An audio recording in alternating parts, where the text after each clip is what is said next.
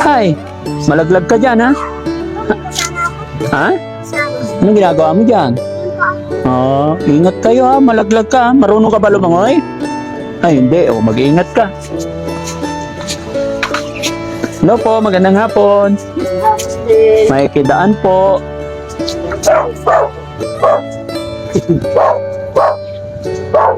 Nakakatakot. Pag nalaglag ako dyan, patay. Hindi ako marunong lumangoy. Si tatay. Hello po. Hello, tay. Magandang hapon po. Kumusta po kayo, tay? Hindi pa nagaling sa sakit. Ano sakit ni tatay? Ang kaso, May gamot naman na. paunti-unti. Paunti. Tay, idikit ko lang po ito, tay. Okay lang? Po. Ayan. Tay, bago ang lahat po, anong eksaktong lugar po ito, tay? Taranate, sa Panguno. Taranate, Cavite. Barangay Sapang po. Barangay sa Panguno. So, saan ang bahay ni tatay? Ito po. Ay, ito mismo. Opo. Gaano na kayo nakatagal natira dito, tay? Tagal na. Dati po, nandun ang bahay ko sa dyan sa Pook. Sa kabila? Oho, nung ako'y may asawa pa. Ay ngayon, nung kami nung misis ko umalis siya, 1960, pumunta ng abroad. Opo. Nakalimutan na ako. Ay, ilan na anak niyo, tay? 4. Asan na yung mga anak niyo po? Na 4? Hindi ko nga alam kung nasa kanya o nasa mga kapatid niya. Kasi pinaghihiro-hiwalay kami 1960 pa. So, sino kasama mo ngayon dito sa bahay, tay? Wala pa. Wala. Ako lang mag-isa po. Kailan kayo naghiwalay, tay? Nasawa? 1960 pa. Nung 1960. Mula nun, di ka na nag-asawa? Hindi na po. Bakit kayo nagkahiwalay, tay? Pwede ba pakikwento sa amin? Kasi ito po ang pangyayari. Nung ako nag-abroad, sabi niya sa akin, tumigil ka na. Ako naman ang aalis. Sabi ko sa kanya, bakit aalis ka? Ang lakas-lakas na negosyo natin kasi nagbikiri ako. Ayaw niya. Gusto niya umalis siya. Hindi ngayon, pinabayaan ko siya. Pinabayaan ko sa kagustuhan niya. Yun, pagbalik niya, 2 years. Hindi na ako nintindi. Ngayon, doon siya, umuwi sa kapatid niya sa Laguna. Opo. Pag may pulis. Ito, padala ng asawa mo. Pirmahan daw ito. Kayo ikahiwalay na. Sabi sa akin, kako bakit? Mayroon ba kako divorce sa Pilipinas? Wala naman kako divorce sa Pilipinas Ngayon, sabihin mo sa asawa ko, kung oras na gusto niya mag-asawa ng iba, di mag-asawa siya. Bakit papipirmahan pa niya ako sa kung ano-ano kalokohan niya. At ngayon, ay palibasa nga ako nasa trabaho. Pagdating ko, wala na yung mga gamit ko. At yung mga anak ko, hinakot na ng biyanan ko. Hinakot na. Di ngayon, sabi ko, pagkasama naman ka ako ng mga ugalan ito, mga biyanan ko at saka asawa ko, makisarili. Di ngayon, lumayo ako para hindi ko lang ba maalaala sila. Opo. Kasi pagka nandito lang ako, naalaala ko sila. Minsan pag nalalasing ako, pag nagiinom ako, minsan mag-aan ako, buwisit kayo sa buhay ko. Nagmamatino naman ako sa inyo, katapos ginagon nyo ako. Pati mga gamit ko, dinala nila. Anak ko, dinala nila. Ay, sino pa ako matutuwa noon? Wala ka na hanap buhay. Ngayon, ang ginawa ko, nag-contraction na lang ako. Yun na lang ang paraan. Nag-contraction na lang. Yun, doon ako sa initan. Yung mga anak mo, tay, ilang taon mo silang nakasama? Matagal din. Kasi, nung yung panganay ko Nasa 14 na. 14 nung mawalay ka sa kanila. Oo, Yung bunso, ilang taon siya nung mawalay ka sa kanila? 8. Oh. So, since then, mula nung naghiwalay kayo hanggang ngayon, di ka na nila nakausap? Hindi. Hindi mo na sila nakausap? Minsan nga, inaano ko sa sa cellphone. Opo. Wala, ayaw naman anuhin. Sabi ko, bakit pa ba kung ayaw nyo sa akin, hindi, bahala na. Kung yun ang gusto nyo. Ayaw ka kausapin ng mga anak mo, tay? Ayaw. Ewan ko ba, kasi linaso ng ng bayo ko yung ugali ng mga anak ko eh. Po, ano po? Linason yung ugali. Nalason. Parang, Na para, huwag ka na makipag-usap dyan sa tatay mong demonyo. Nung mamatay nga biyanan ko eh. Hindi ko malaan kung nadyan mga anak ko kasi lagi nasa loob sila eh. Ay, hindi naman pwede ako pumasok. bakit po? Ay, pinagtatabuyan ako palabas eh. Kaya, hindi ko na pinapilitan ang sarili ko. Nandun lang ako sa labas, sa kaligi. Nasa kalye ka lang, Oo. pero hindi rin lumabas yung mga anak mo. Hindi. Hindi mo rin alam kung nandyan sila. Hindi ko rin alam kung nandun sila sa loob. Ilang taon kayo nagsama ng asawa mo, tay? Matagal dahil kinasal kami na.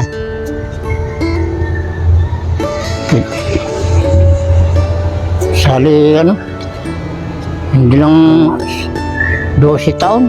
12 years kayo nagsama. Oo. Hindi kaya may tampo sila sa'yo, tay? Baka may nagawa ka rin kasalanan sa kanila? Wala naman po akong alam na na bakit magbinanon nila ako. Sila ang mayroong kasalanan. Dahil pati bahay ko, inano nila, pati mga gamit ko, inano nila. Kaya wala akong matirahan. Mabuti nga meron akong kaibigan, Kuya Peter. Wala kang tuluyan. Ito kubo ko. Ayusin mo na lang. Ikaw na tumira. Sabi ko, salamat naman sa'yo. Toy, pagkaganda ng utang na loob ko sa'yo. So ngayon, tay, anong hanap buhay niyo po? Yun, minsan nagmamason ako pagka oras na nagaling ako. Ano pangalan po ni tatay? Peter, Tatay Peter. Ilang taon na po kayo, tay? 64. Mabuti nga yung foreman ko, mabait. Ngayon nando doon sa sa silang. Sabi sa akin, Peter, umuwi ka na, baka dito ka pa Sino matuluyan. kasama mo nakatira dyan, tay? Sa bahay mo? Wala. Pwede makita yung bahay mo, tay? Ito po. Punta tayo, tay. Pasok tayo. Wala ko Tingnan natin yung bahay ni tatay, mga kababayan. Ayon po sa kanya kasi, sa edad niyang to 60 plus ay wala na siyang kasamang naninirahan.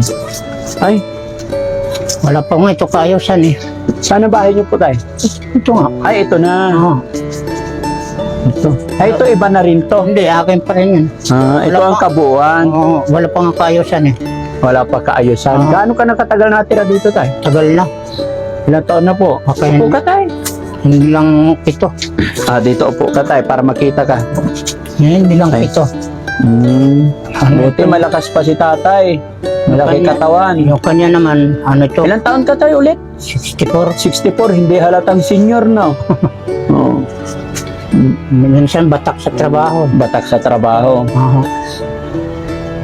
Kaya minsan pagka oras na yun, yung isang araw. So yung anak mo panganay, tay, 14 na nung naghiwalay kayo. Oo. So ngayon, ilang taon na siya? 40 na.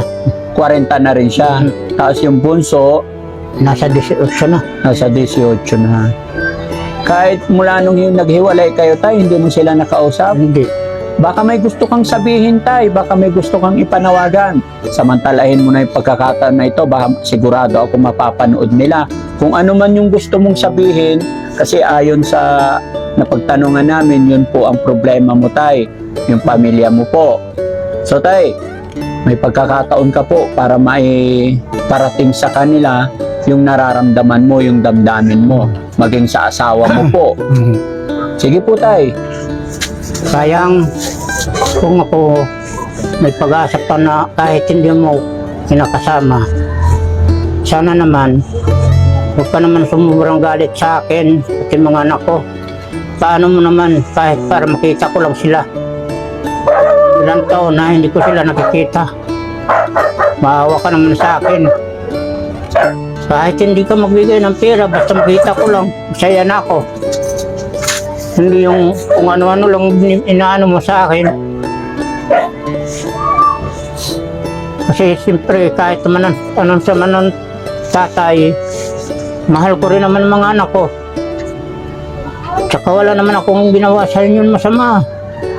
Bakit ginaganito niyo ako? Sana naman kayang sabihin mo kay Roel. Hindi po kailangan ng pera niya kahit siya may hanap buhay o ano man. Pakita lang siya sa akin kahit sa pictures lang.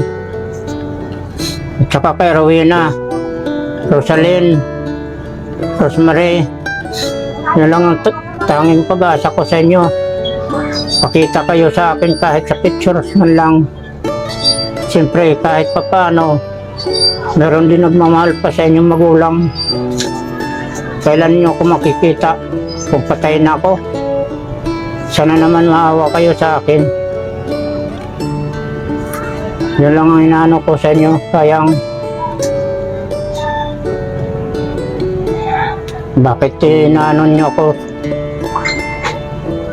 Sabagay, marami ka ng pera kaya pinabayaan mo na ako. Samantala nung araw, pagkasaya-saya natin, bandang huli, papaitan pala madadatnan. Ewan ko ba sa buhay kong ito kung saan pumunta. Ilang taon ka sa abroad, tay? 6. 6 na taon. Ah. After 6 years na nag-abroad, yung asawa mo naman na nag-abroad. Oo. No, kasi ayaw niya na bito ka na nga lang. Wala namang kwenta yung pag-abroad mo.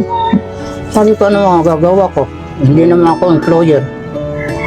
Sabi ko, gusto niya milyon-milyon ang papadala ko sa kanya. Baka naman tayo hindi mo na ibibigay yung sweldo mo nung nasa abroad ka. Hindi ko. Kasi po, yung amin, ano noon, yung ano pa, yung ano ba, yung papadala lang. Papadala lang. Tapos, pagka-oras na balik sa'yo resibo. Ganon. Pinapadala mo lahat ng sweldo mo sa kanila. Halimbawa, kung $150 ang sweldo ko, matitira sa akin overtime lang. Yun lang ang aking pinaka-allowance. Pambili-bili sabon, Colgate o ano man.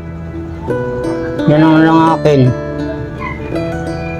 At tapos yun nga, nakapagpatayo nga ako ng bahay doon. Tapin mo isa-isa yung mga anak mo, mapapanood nila to. Bumili nga ako ng cellphone. Tapos hinano ako ng mga marihan ko. Hinano ko. Ikita ko naman mga mukha nila. Opo. Bago ngayon, ayun man sumagot. Ayun na sumagot. So, ibig sabihin tayo, ayaw nilang sumagot kasi nakikita ka naman nila dito. Ibig sabihin, may galit talaga sila sa'yo. Yun nga, nabibringwas nga sila ng bayaw ko. Nabibringwas sila ng bayaw ko. Kaya, pagka oras nandoon ako sa kanila, sasabihin ng hipag ko, nadyan, tatay mo na dyan. Pinapapasok sa loob. Paano ko pa makikita? Kaya, nauwi ako, hindi kami nagkausap ng mga anak ko. Nung dumating ang misis ko, dumating siya. Pumunta ko, nalaan ko siya na dumating. Nako, wala namang ginawa kung hindi nagdakdak. Parang nangitlog na manok. Dinadakdakan ka? Oo. Hindi kayo nag-usap ng maayos? Sabi ko nga sa kanya, bakit ka ko? Putak ka ng putak. dapat ka kung anong problema mo, sabihin mo para tayo magkaintindihan. Ano tayo magkakaintindihan? Kaya kung ganyan ka, sabi sa akin, wala na. Bahala na ako sa buhay ko. Doon ginawa ko, doon malis na ako. Eh, wala na daw ako sa buhay niya. Malis na ako. Baka naman tay ang hinihintay lang ng asawa mo, mag-sorry ka or magpakumbaba. Ganun. Ewan ko lang po.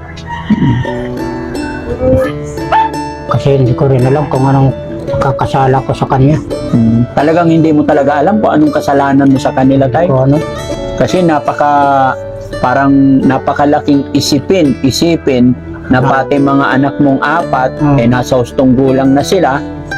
Nung primero pa lang, hindi pa gaano sila, ang panganay ko pa lang yung ang medyo malaki. Opo. Ngayon, nabibiringwa sila ng biyanan ko.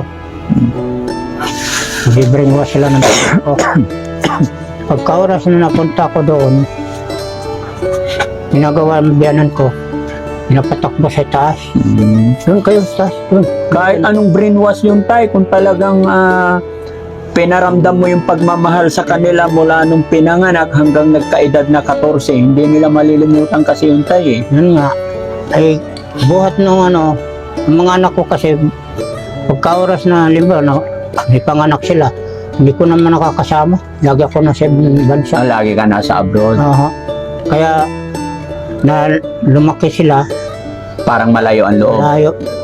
Minsan nga na tabi lang ako sa nanay nila eh. Sabi ng anak ko, ayos. Hindi ko papa ko. Kaya malayo ang loob sa akin ng mga anak ko. Ba't ginaganon ka ng anak mo, Oo. Alice? Hindi ikaw papa ko. Oo.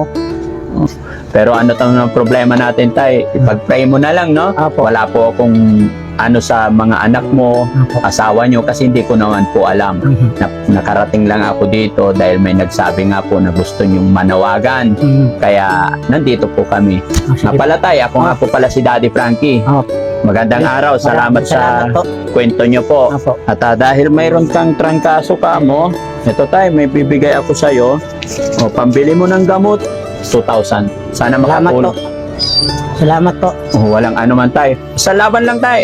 Huwag kang mag-isip ng hindi maganda sa iyong bayaw, sa iyong mga anak. Apo. Kasi kung nag-isip ka ng hindi maganda, pag nakulong ka, Oo. mas lalong hindi mo na sila makita. Oo. Pinakamaganda mong gawin dyan tay, kung ano man sa tingin mo ang iyong pagkukulang or pagkakamali sa iyong pamilya, maghingi ka ng sorry sa kanila. Opo. Although, eto advice ko lang kasi hindi ko rin naman po talaga alam kung anong punot dulo. Opo. Kung ano man yun, ikaw lang po ang nakakaalam, tsaka yung asawa mo, mga anak mo, at tsaka po si God. Ano tay? Maraming salamat. Salamat po. Sa bayaw mo, baka may gusto kang sabihin sa kanya, mag-sorry ka din para alam ko tayo. Sa pamamagitan ng video natin tayo, nga pala, maging klaro lang, may video kami, i-upload namin to, okay lang? Opo. Okay. So, sa bayaw mo naman, alam ko mapapanood nila to, makakarating sa kanila to, ba may gusto kang sabihin, gusto mo mag-sorry kung mayroon kayong hindi na pagkasunduan para maging maayos na kayo. Wala naman kung alam sa kanya na may problema ko. Oo. Ay di, tanungin mo, baka kung anong problema nila sa'yo para maayos. Yun lang. Kaya, sana naman kung nandyan yung mga anak ko sa inyo pag magbakasyon, sana naman sabihin mo sa kanila na kung maaari, makita nila ako. Mahirap naman kung sa kanila ako makikita kung bangkay na ako. Sana, kiusap lang bayaw. Para naman magkausap kami habang buhay pa ako. Kaya, sana sabihin mo naman sa mga anak natin na kung ano mga galit nila sa akin, sabihin mo na huwag na sila magtanim ng galit. Sabihin mo sa kanila, nahingi ng tawad sa inyo ang magulang nyo. Sana kausapin nyo naman ako. Yun lang ang hinihiling ko sa inyo, kayang para naman magkausap-usap tayo habang ako nabubuhay pa. Mahirap naman pagka oras wala na ako. Saka tayo magkita. Anong magpapala ko? Kaya sana naman, habang buhay pa ako, magkita-kita tayo. Yun ang hinihiling ko sa'yo, Kayang. Kausapin mo mga anak natin. Mabuti pa ngayong iba. Nagbalita ko lang, Peter, anak mo, lagi kami magkatawagan. Mabuti pa nga kako sila. Natatawagan ng mga anak ko, ako hindi. Kaya ako sabi ko, parang masama na talaga akong tao. Bakit hindi ako kilalang magulang? Sana naman, kung anong pagkakasala ko sa inyo, tawarin na ninyo ako. Kung ako naman ang kasala sa inyo mabigat, tawarin ninyo ako. Yun lang naman hinihiling ko sa inyo. Kung sakali yun lang ang pinakikiusap ko sa inyo, Kayang. Sige, tay. No, sige Maraming salamat, tay. Basta masasabi ko lang, huwag kang mawala ng pag-asa.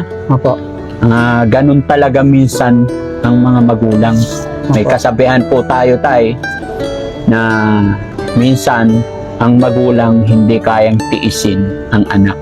Pero minsan ang anak natitiis ang magulang. Pero andyan si God, nagagabay sa atin lahat, at ipag-pray lang natin yung ating mga problema, matutugunan yan sa tamang panahon. Ano po? Opo. Yan. Basta mag-iingat ka tayo, huwag kang mag-iisip ng masama or what. Mahalin mo yung sarili mo. Darating din ang panahon, yung mga anak mo, pag naging magulang na sila, mararamdaman din nila kung ano yung nararamdaman mo. Ano po? Opo. Ipag-pray mo lang tayo. Maging malakas sila, maging malakas ka rin. Para pag nagkaapo ka na sa kanila, doon marirealize nila, may isip nila kung gaano nga ba kahalaga ang ating mga magulang. Ba? Opo. Maraming salamat tayo. God bless po. Ingat ka parate. Ayan. So ayan mga kababayan, mga kabarangay, si Tatay Peter po na natagpuan namin dito at nananawagan na makausap man lang niya ang kanyang 4 na anak. Saan bansa ka nga ba galing, tay? Riyadh. 6 na taon si tatay sa Riyadh, mga kababayan. Pero ngayon, 64 years old, sa construction na lang daw siya nagtatrabaho ngayon. Pero sige tay, maraming salamat po. Bye-bye po. Kunin ko lang yung mic, tay. Opo. Okay.